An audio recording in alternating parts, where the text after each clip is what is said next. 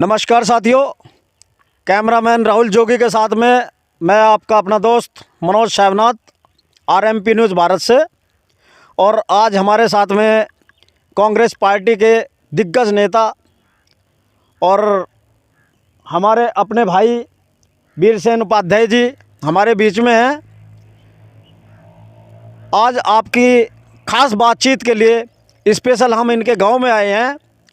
आज इनसे बात करते हैं समाज के प्रति 2024 में जो चुनाव है लोकसभा के, और फिलहाल जो निकाय चुनाव हैं उस पर चर्चा करते हैं।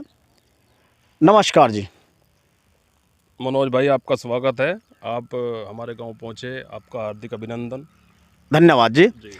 तो डॉक्टर साहब, जैसे कि हमने सुना है कि 2024 की आपने पूरी तैयारी कर रखी है, उस पर कुछ प्रकाश डालेंगे आप? देखिए मनोज भाई, आज के जो दौर है इसमें महंगाई से जनता इतनी परेशान है, त्रस्त है। हम देख रहे हैं कि 1100 रुपये में गरीब आदमी सिलेंडर लेकर आता है, और एक उज्ज्वला योजना लेकर आए थे मोदी जी। उसके बाद वो सिलेंडर जो है एक बार तो भरे गए, लेकिन उसके बाद उन्होंने बेचारों ने वो चूल्हे पे खाना बनाने की परेशानी आ रही है, तो महंगाई बहुत ज़्यादा है। अच्छा डॉक्टर साहब, जैसे कि हम भी देख रहे हैं मीडिया के माध्यम से और आमजन भी देख रहे हैं, अभी 2024 में ये मंदिर लेकर जो आए थे श्री राम मंदिर, उसकी ओपनिंग कर रहे हैं। क्या उससे बीजेपी को फ़ायदा होगा? देखिए, फ़ायदा नुकसान की कोई बड़ी बात नहीं है। जो ताला जो है तोड़वाया था शुरुआत में, वो कांग्रेस पार्टी के जो प्रधानमंत्री जी थे राजीव गांधी जी, उन्होंने तोड़वाया था। और हम कभी मंदिर के खिलाफ नहीं रहे। मंदिर बने अच्छी बात है, सभी की जो है श्रद्धा है कि मंदिर बने, और मंदिर बनाने में बीजेपी का कोई इतना बड़ा हाथ नहीं है। सुप्रीम कोर्ट का माननीय न्यायालय का निर्णय है, हम उसका स्वागत करते हैं।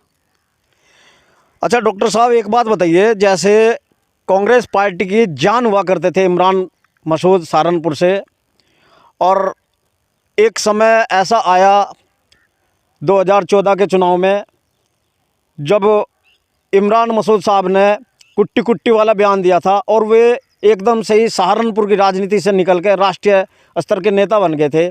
आज में कांग्रेस में नहीं हैं, तो क्या आप मानते हैं कांग्रेस कहीं ना कहीं कमज़ोर हुई है? देखिए, पार्टी कभी कोई किसी के जाने से कमज़ोर नहीं होती। पार्टी कार्यकर्ताओं से चलती है, और कार्यकर्ता पार्टी की रीढ़ की हड्डी होते हैं, उनकी जान होते हैं। ऐसे तो आदमी आते जाते रहते हैं। तो मतलब आपका मानना ये है कि कांग्रेस जिस दमखम के साथ में 2024 का लोकसभा का चुनाव लड़ी थी, उसी दमखम के 2024 का भी चुनाव लड़ेगी? हाँ बिल्कुल, हम जो है 2024 में पूरे दम से लड़ेंगे। अपने कार्यकर्ताओं के भरोसे हम लड़ रहे हैं, किसी नेता के भरोसे हम नहीं चलते। हमारे नेता राहुल गांधी जी हैं और प्रियंका गांधी जी, हम केवल उन्हीं के आधार पर चुनाव लड़ते हैं। फिलहाल निकाय चुनाव की बात करते हैं।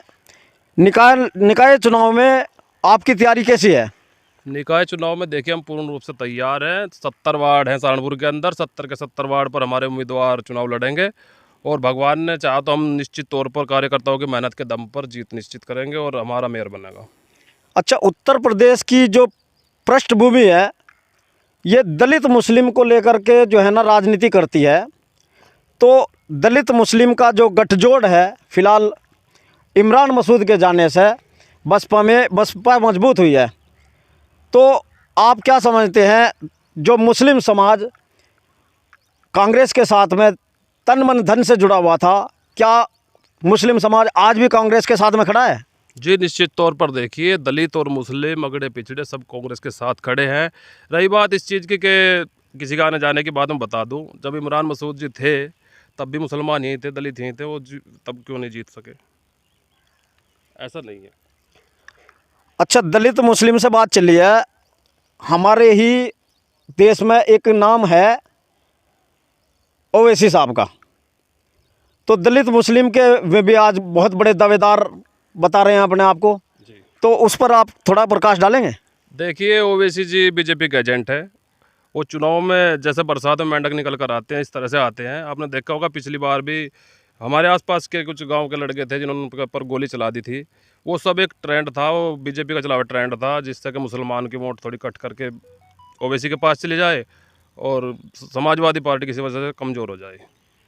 मतलब आपका कहने का मतलब ये है, जो ओवैसी साहब हैं सीधा सीधा बीजेपी को फ़ायदा देने के लिए जो भी बोलते हैं, और कांग्रेस की कमजोरी कड़ी हैं। आज दूसरी पार्टियों की वोट काटने के लिए, खासतौर से कांग्रेस को कमज़ोर करने के लिए वो ओवैसी साहब को प्रेजेंट करते हैं।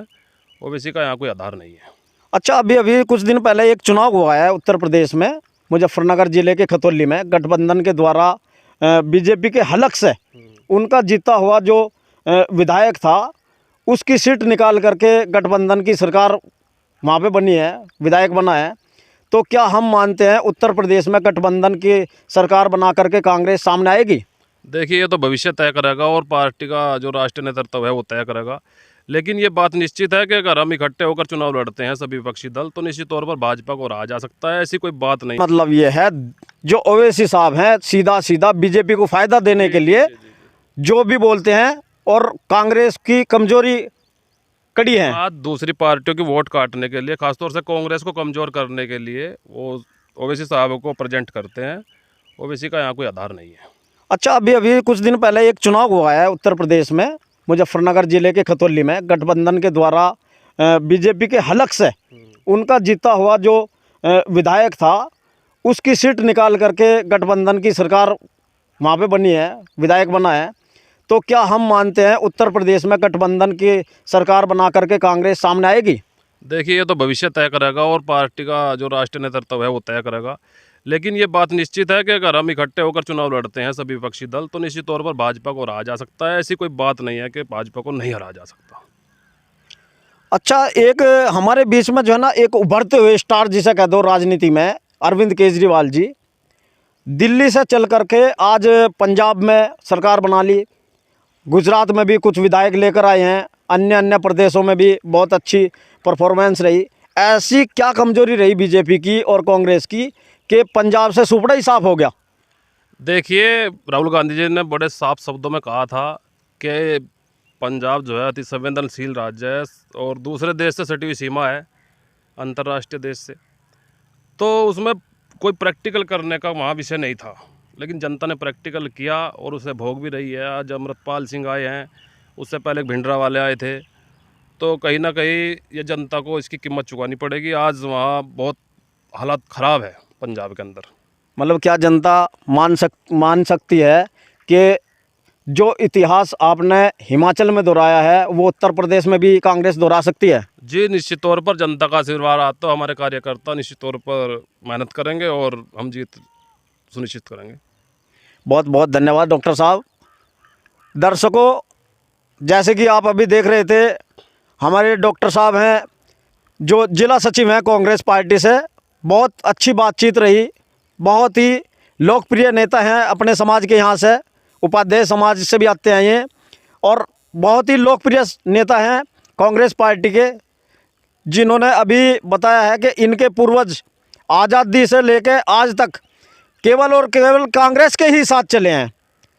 और इनकी बातों से अभी निकल के आया है कि हम तन मन धन से 3 पीढ़ियों से कांग्रेस के साथ चले हैं और इनकी यही इच्छा है आने वाली 3 पीढ़ी और कांग्रेस के साथ में ही रहेगी।